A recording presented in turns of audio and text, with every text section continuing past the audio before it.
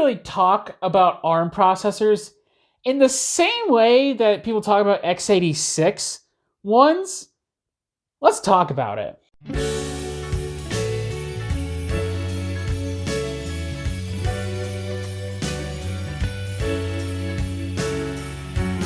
So ever since the Apple M1 lineup of chips have come out since 2020, I've really been fascinated and really wanted to learn a lot about them, just because I like learning about AMD's processors and Intel's processors, how they differ from the previous ones, and just appreciate and understand the technology, understand its strengths and weaknesses for when I do stuff on my own computer and stuff. But as I kept researching about ARM, it actually was surprisingly difficult to find a layman's explanation of any of the architectures that are under ARM specifically. You get a lot of videos that would explain what a RISC processor is, or a reduced instruction set, versus a CISC, a complex instruction set processor, would be, and just kind of how x86 and ARM are on either side of that spectrum.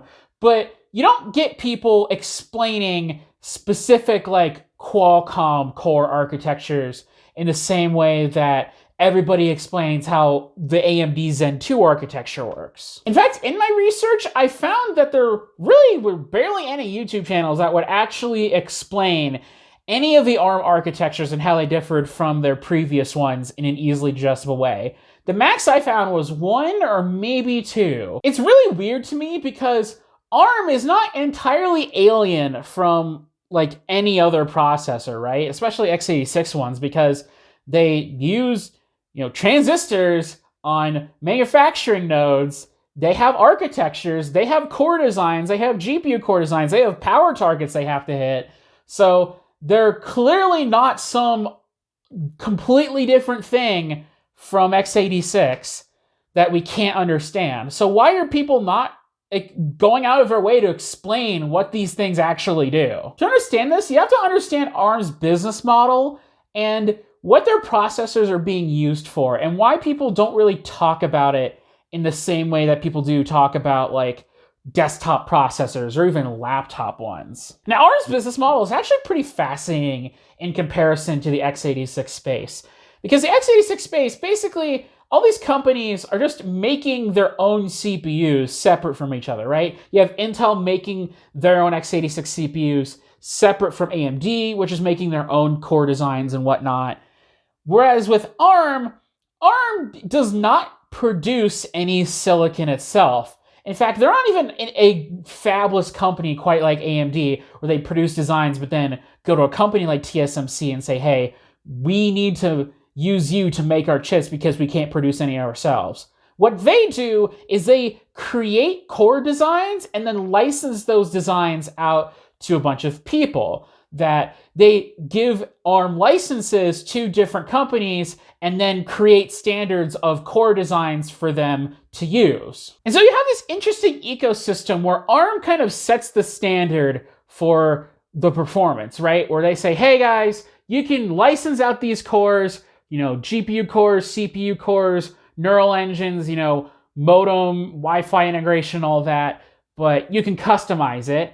And different companies will customize the chip based on what they need for their specific use case or what they're selling the product for. If they need more CPU performance, they can customize the architecture to focus more on CPU performance or GPU performance, or maybe even neural engines. So already you can kind of see how it's a little bit harder to talk about ARM, because there's tons of companies with their own custom designs and stuff. And even if you just limit it to smartphones, you got Qualcomm, MediaTek, Samsung, right? They can put their own spins on the architecture. Plus the ARM standard one, that's twice as many architectures to learn about and understand compared to the two on desktop, which is just Intel and AMD. But I think the main reason why it's really hard to talk about ARM is just that it's kind of an entirely different animal than your laptop or your desktop. The main difference is in productivity, because a laptop and a desktop are much more suited to longer and more intense productivity applications than a phone is. It's a much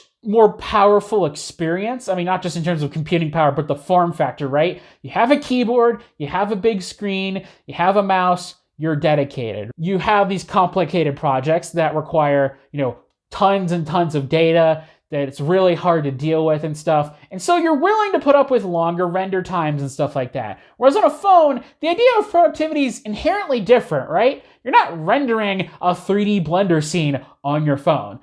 Your idea of productivity on a phone is going to be, going through apps, or, if you're driving somewhere, you got to make sure you get to your destination, or texting your boss back, or calling somebody, right? So as a result, these ideas of things like single-threaded performance or multi-threaded performance that are very hard to conceptualize, but are very easy to understand when you run a desktop benchmark, like say, I don't know, Cinebench, right?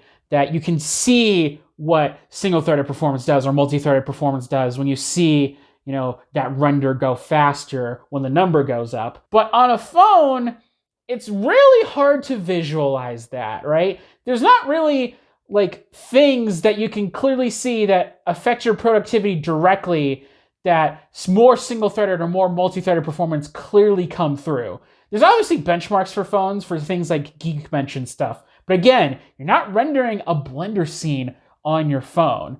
And so really the only thing where new SoCs become obviously apparent in how much more performant they are and make people interested in wanting to talk about them is the GPU, because, well, games are inherently demanding, and being able to spit out high resolution, better detail, more frames is important. And so because it's the inherent nature of a smartphone makes it hard to understand the differences between these chips in terms of performance.